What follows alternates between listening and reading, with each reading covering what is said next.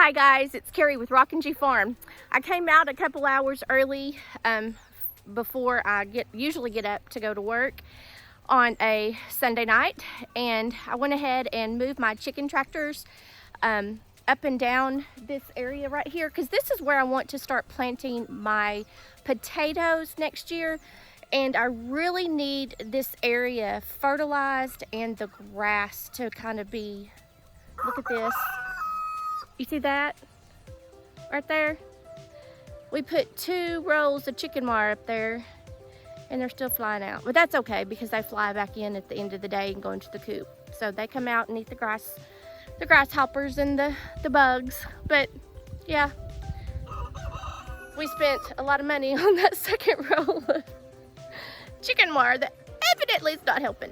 But that's okay, because we haven't had any problems with the hawks. We do have hawks around that are landing on our fence post, but they're more interested in the field mice instead of my chickens. I've not lost a chicken yet since we've let them start jumping out, and I think they've been jumping out all summer.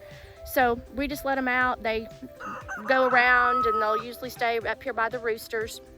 But back to what see, there's another one going out. And I just put 3 back in when I started watering. But what we're doing right here oh look, back there in the corner, they're all on the fence. They're like, okay, you fed and watered me, I'm going back out to eat the grasshoppers. Yeah, so that's what happens on my farm. But anyway, what I'm talking about right here is I'm moving the chicken tractors up and down this area just so that they can start getting the hard grass away and fertilize this area, because I want to plant potatoes in this area next summer. And so that's what I'm trying to do. I'm not doing it right here because we are adding more raised beds along here, so this will be right on the outside of the extra raised beds. So I'm just going up and down this row right here. And I would show you, but the men of the farm have been working on getting round hay bales out today and up on the farm ready for the winter months, and hopefully we don't have a winter like we did last year. But we've also moved what was remainder of last year's round bales up here, because it's easier, because we keep the tractor up here at the house, and it's easier to just go right here with the tractor, grab a round bale or the truck and haul it out right over there, instead of having it on the other side way away from the house and having to go all the way down there and pick up the hay bales. So we've tried to keep some up here close to the house, so it'll be a little bit easier. So right now I'm watering all of my chickens. Let me go ahead and show you what my husband did for my chicken coop today. He has just been on fire this weekend working on everything and getting stuff ready for the winter. We do have to repair my window, and I have to go find some plexiglass because that window busted last year in the snowstorm. But he is so awesome. He did this today. The rain and everything messed up the top of my chicken coop, because we just had like some particle board that was covered with vinyl up here, and we knew that eventually it would need to be replaced, but it was free and we used it, and we've got at least 2 years of, about 2 years of use out of it. So my husband went and bought some more wood. So he went and made me a new top.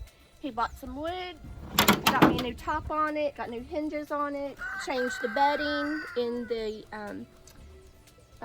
lane boxes, and he even painted it. And he asked me this morning where the paint was, and I gave him 2 choices of where I thought it was, and evidently he found it. He also replaced the bottom of the lane boxes with wood also, and painted on that. So now hopefully this will last at least more than hopefully 2 years. But we've got that ready. We're getting everything ready for the winter. But I just wanted to share with you what I've got. And one more thing I want to show you, as we were getting ready for planting my fall garden. I planted my fall garden and, oh, got my water going over here. Ready to water some plants, and my worms, my composting worms are a little dry, so I'm gonna have to water them. But when I planted my fall garden, I had some tomatoes that volunteered. So I pulled them up, planted them in here. They had a little bit of a shock right here, but I've got them in here. The greenhouse is pretty hot today. I have the door open, and right now it is 105 in here, so I'll leave the door open a little bit. But I also have to, I've got those, sorry about that, I've got those tomato plants ready, and hopefully we'll get some tomatoes off of those. They're starting to bounce back from when I originally potted them up in here, so I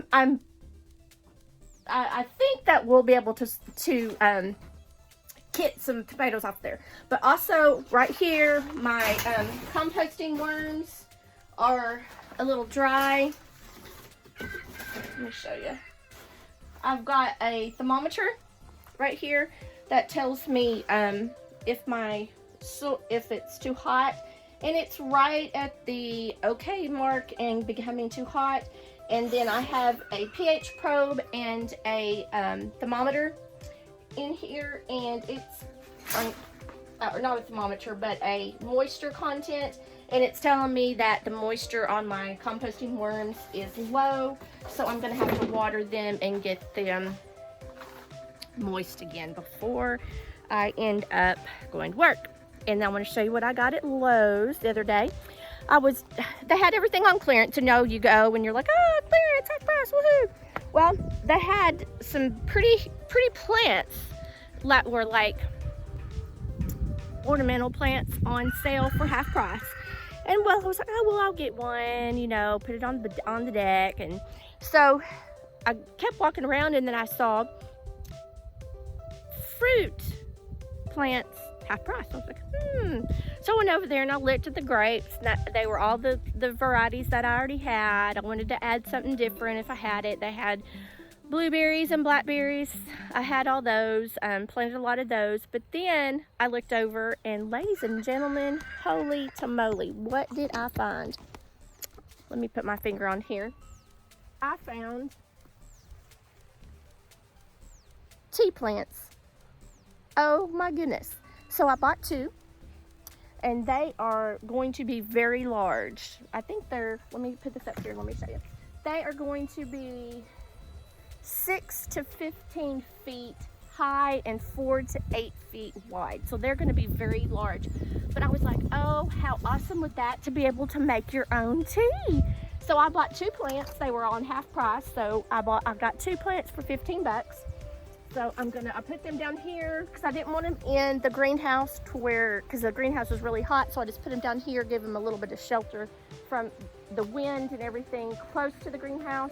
But I'll be watering those up, and I'm so freaking excited about getting tea plants. That was just so awesome.